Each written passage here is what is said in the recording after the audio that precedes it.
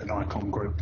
And joining me today is Steve. Steve, would you like to introduce yourself? Steve McIntyre, and I'm the Chief Marketing Officer for the group. Good. So what we'd like to run through today is the solutions team update and the change that we're doing. So let me just start with some of the reasons why we would change and what we're going to do during that change. So the fundamental reason for us in terms of the business is the market is fundamentally changing, but it's also growing significantly, which brings out further opportunities and chances for us to address our customer base with new technology such as cloud, software as a service, artificial intelligence, and lots of other business process tools that are coming to the market. Also, what we've noticed, and many of you will see this, is our customers' approach to buying and procuring products has been changing over time. Certainly lots more people procure or at least do their investigation online now, and lots of people will continue to change their purchasing habits, probably away from project-based stuff to more recurring, a shorter period of time than as they've done in the past with big project spend.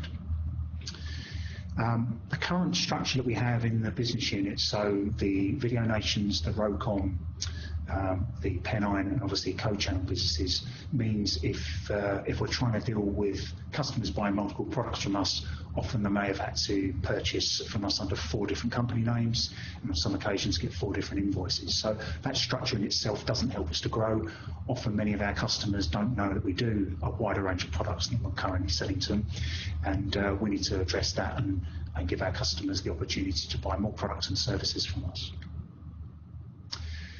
The constant thing that I look at is the foundations that have been built, not just in the business units we have, but right across the Nikon organisation. We really do have great foundations for growth, not just with our customer base, which is almost a who's who of who you want to sell to, but also right across the size and the verticals that we deal with. We're very lucky to have such a great logistics function behind us with good availability of stock, being able to ship the next day, and the support that all of our competitors would dream of. And then we have such a range of products that we already sell to our customers. We just don't do enough of selling them into the wider range of what we have. We're also very lucky to have some of the best vendor relationships. Often we're at platinum levels, so top level accreditations with our vendors. Our vendors look at us and see the opportunity for selling more and for growing, and they want to invest more in us as well. And something that's a real differentiator for the whole group is our sales and our service skills. Our general knowledge and capability in this market is almost second to none, and our customers really value that, and that's certainly an opportunity for us. However, things are changing. Our competition are not standing still. They are getting bigger, in some cases making more acquisition, growing their teams, and that reflects the wider opportunity in the market. So whilst we don't have aspirations to be international and selling to the Fortune 500 all around the world, we certainly do want to compete on a more regular basis with the computer centres and insights of the world, and make sure we're selling more of our products and services to the customers that are currently perhaps buying some of those from those guys. And also I'm very conscious that we don't just want to be another box shifter. So lots of our competitors, you go onto their website and you buy their products, and you may never get to speak to your account manager or certainly get any value-added services. Our proposition is going to be really built all around our expertise. We won't be a box shifter. We will be a value-added reseller that offers lots and lots of complementary services. And we all feel that the pieces of that jigsaw are in place, and we just need to put them together in the right way. So what's changing? What does it mean to all of us and all of you? So the first thing that will change is we will have a single unified brand that will bring together all of our solution sales business under one unit in future. So Pennine, co-channel, Video Nations will all become one legal entity as of the 1st of July. Rocom will follow at the end of the year, really just for logistics reasons and financial rather than anything else. And the plan that we have is to organise all of our business around our customers, not necessarily around our product sets or our vendors, although clearly they're very important to us. So what we're aiming to have, a focus on our customers means that we need people that work with our customers closely. So enterprise account managers that will be responsible for our top customers and all products, services and solutions that are sold into them, not just one particular product area. The Rocom Connect team, currently, Katie runs inside here at Agecroft in Manchester. They'll be charged with being responsible for all the full range of products and services across the group to all of their customers. So dramatically increasing the opportunity for them and also the customers they're talking to. But essentially for everyone, including the team I just mentioned, there's no change to reporting lines. They stay as they are. There's certainly no change to any of the support functions and tech services. All of that stuff as of 1st of July remains as it was prior to the 1st of July. And for me, I've started articulating some of these plans, but just to hear more of that, really what we're aiming to do is build a business for the future. So we want to work together as one business with one brand, one focus on our customers, and building on the strong foundations we already have to grow this business into what I believe will be a fantastic business in the future. So if we do all of that, if we organise all around our customers and not just around our products, I'm confident that we can build a business that will be grown to 50 million in the not too distant future, and that's obviously a significant increase on the 27 million we did in 2018. But we've already got the foundations for that in place. The rebranding is just the next step in that process. So what does it mean for you? What does it mean for us? So for all Pennine and Co-Channing employees, the new employer name will come into effect as of 1st of July. So if your employer was Pennine, you will now be the new company as of 1st of July. But there's no change, and I want to emphasise this, to your employment or terms and conditions. All of that will just have a different name on it. For the folks in Video Nations, because you will be essentially under the Pennine company for a period of time in the holding company, we will transfer to the new company as of 1st of July. All the continuation in services, pension, rights, everything you've got will stay as the same, but your payroll date will change from the end of the month to the 25th of the month. You'll be issued with a new P45, all that in there, so your payroll changes, but just to reiterate, none of your terms and conditions or your benefits will change as a result. Rocom employees, as I mentioned before, we're going to move that final change over at the end of the current financial year. So the current plan is to do that in January, and as we've done with the rest of the teams, we will move you over with the same terms and conditions that you've got now. There's no other reason for not moving the Rocom team over at the same time other than to minimise disruption to customers, and just because doing too much all at the same time would have posed too many problems for us. What does it mean to our customers? And this is really the main reason for doing this. This is giving not only us but our customers a future and something exciting to look forward to. We really want them to see and benefit from an improved customer experience. All of the teams are already working closely together, but that will be accelerated as of July under the new brand. And as I said, we will be focused on our customers and presenting the new brand to them and what that means to them as well. The enterprise account managers and the Rocom Connect team will have product training and knowledge, so they're able to competently talk to our customers about those products, but we don't expect those people or anyone in the business to be expert on every single product that we have. Our expertise, if you like, will be our knowledge and our relationships with our customers. So Pennine Co-Channel Video Nations will go live to the new customers with the new branding on the 1st of July. And as I said before, Rocom will transition over the course of the year and then move completely over in 2019. So without further ado, I'm going to hand over to Steve. Steve's going to give you a bit of background on, obviously, the branding, but more importantly, reveal the company name to you. Thank you. So when we look at why we're doing this, I mean, one of the things that having a new brand in place is that it does allow us to offer a single brand and contact to the customer that combines all of the services and all of the expertise that's split currently across 4 different companies from Pennine, Co-Channel, Video Nations and Rocom. So it will improve collaboration. I mean, collaboration is good at the moment and is working well, but to have it all under one brand makes that seamless and easy. And it definitely simplifies our routes to market.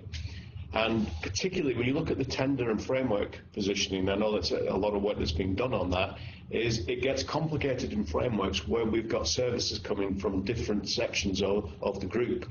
So Pennine might be leading on a framework or a tender, but there'll be some work that CoChannel have been doing. So they have to explain the ownership and who is going to be doing what share of the contract, and if Video Nations are doing some VC in that, it just gets very complicated and very convoluted. So going forward, this will be done under one brand, and it'll be much easier to do. We'll be transferring all of our certification and accreditations under one brand so that we can use them very broadly. Now, when it actually comes to looking at how do you develop a brand, and we take a very holistic approach of trying to encompass all the offerings that the current companies do, but bring that together with something that is, it doesn't want to appear new, it needs to have stature and presence. So in starting that, we had a short list of names that we tried to look at. You see these on screen. We started with Finch, Amaze, Beacon, Proven, and Fluent. Now, the problem with those is that the first thing we look at is, can you register them as a .com or a .co.uk? And that is becoming increasingly difficult with the proliferation of websites across the internet, but also just in the communication sector. There's a great deal of the English language that is loosely connected. Take Beacon as an example, that you can't use that and register it as a trademark or register it as a company name. Now, one of the things we did like was Fluent was one that came across very strongly. Now, if you take the idea of flowing from our services across all the companies, that kind of resonated, so we tried to take that one further. So we looked at how we would have it in an interim with Fluent Rocom, Fluent Pennine, Fluent Video Nations, and then the idea of Fluent Comms being Fluency and given the idea of fluency. This was really started to take a grip, and it had a great deal of resonance, and we were able to look at it from a registration of a website, but then when we came to look, was used up, and it's also Fluent Communications is registered. So it was one of those that we wanted to keep hold of it, but in terms of the brand, we had to start again and look down a different channel. So we then moved on to the idea of what comes across in terms of communication, and it's all in the ether. So then we looked at the idea of Aura, and it's something that you can see but can't quite touch or you can't feel. So this was again one of those that we thought was a good start, but not registrable from a website point of view and not registrable in Companies House. It's already used in a lot of different ways. So we then went back and said, right, well, what is it we're trying to represent? So if you take the three businesses, so they're all involved in AV, voice, and radio. So across the three mixes, and if you take radio, particularly with CoChannel in there as well, that how do we get and how do we drive that connection into those services and the things that we provide? So the way we developed it was we took those elements and then from the word then looked at bringing in Avoira. So the origin of that is AV, voice, and radio in Avoira. And then to keep with the fluent that we liked, there was a strapline that we developed to be fluent in technology. And that really, across all of the products and the product sets that we have, that embodied the positioning that we want to be seen as a professional with expertise in service and product delivery across all areas of AV, voice, and radio. So looking at fluent in technology, the idea of the strapline is to support the brand name, but it's also given the idea of fluency in communication, that for global audiences, we make things simpler and we will unite people with technology. And going beyond just the connection, it's that whole idea of fluency in it. So the way the brand will work, it is registered as a word mark. It is not a word in the English language, so it's been very easy for us to register. So we own Avoira.com, .co.uk, .net, and we also were able to very easily register in Companies House because it's a word we've made up. So that is the registration and the word mark for it. And it's also registered with the strapline of Fluent in Technology. We can use it on the white and in the fuchsia color and also in the black and white and reverse out. So you can see the different ways the brand can be used. In terms of color palette, the dominant color is fuchsia. It's no accident the color of the shirt I'm wearing today. So fuchsia is a good mix between magenta and purple, but for anybody who's interested in its origin, it comes from the flower, the fuchsia flower, which was discovered by the German scientist Fuchs. So whether or not that's of interest to you or not. But other supporting colours within the palette are jade, and also when we've got large volumes of text, we'll set that on white. So the three colours are fuchsia, jade and black, and then you can see in the panel on the right hand side that is the dominance you would use with them. So we will be predominantly a fuchsia brand, so the future is fuchsia, if that's not too cheesy. And then you can look at how that would be executed. So you've got e-shots, some of the website presence and case studies all adopting the new colour palette. So you get an idea that when we start on the 1st of July communicating with the customer base, this is the kind of colour palette and the kind of tone you will see. So coming on to the tone and imagery, what we want to show with our imagery is this congruence of people working seamlessly with the technology. So the whole idea of fluency running through it. So you can see what fluency looks like, and from their expressions you get the idea of what fluency would feel like. Now, from a tone of voice point of view, and I particularly like the copy on this, there's no fluffy pink marketing waffle. Just clearly articulated emotive text that engages and excites the audience, presenting fluency as the central proposition. Now, fluency and our technical proficiency are the two bases on which we will communicate for Avoira as a brand. And obviously, it's the examples are what fluency looks like and what fluency feels like. And that's what we have to embody. And that's what we'll be doing going forward. So how we take this forward, you can see the current logos of the existing businesses down the left-hand side. From the 1st of July, Pennine Co-Channel will rebrand into being Avoira, formerly Pennine. Video Nations will become Avoira, formerly Video Nations. And because Rocom won't actually change over until the end of the year, Rocom's logo will change to Rocom becoming Avoira, and that will go live from the beginning of July, and we'll work that through to the end of December. And from January 2020, all businesses will just be known simply as Avoira. Now, in terms of the interim branding, in terms of business cards and email footers, this is how they will look for Avoira, formerly Pennine, for Pennine and Co-Channel, Avoira, formerly Video Nations, and Rocom becoming Avoira. But the reverse of all the cards will all be in the future with the Avoira logo on there. In terms of stationery, this has been transferred into the quotes and invoices that you can see there. So it will start to get the customers used to where the new brand is going to be, while still connecting it back to what the old brand was, so that we don't lose any of that equity in the existing brands. The websites will change over from the 1st of July, so the content will remain the same, but the logos that cover the brand and the websites will be in the interim branding. So you can see Avoira Pennine and Avoira Video Nations at the top, and the Rocom becoming Avoira at the bottom. And they will all go live from the 1st of July. Also on the 1st of July, all of the customers will receive a new brochure for Avoira explaining this transitional period and how the businesses are all coming together. This is really the culmination of the better together approach we've had for the last 12 to 18 months. This is the last step in that better together to all becoming one brand.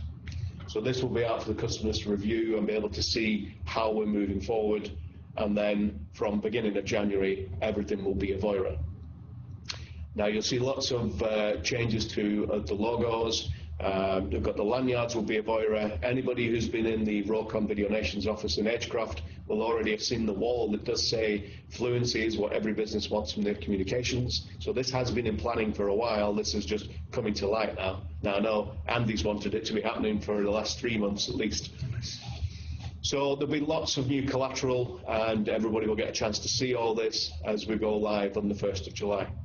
So the only thing that remains to say is keep an eye out for Avoira Day, which we're calling A Day on the 1st of July, and we'll be communicating in advance with yourself, but also with the customers, so everyone knows what's happening and how it connects to where the brands were and how we're going in the future. Well, thank you all for taking the time to listen. I hope you're as excited about the rebranding and the new company name as I am, and Steve and the rest of the team are.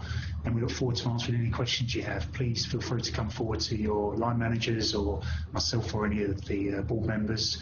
And we're really excited and look forward to sharing this dream with you. Thank you, everyone.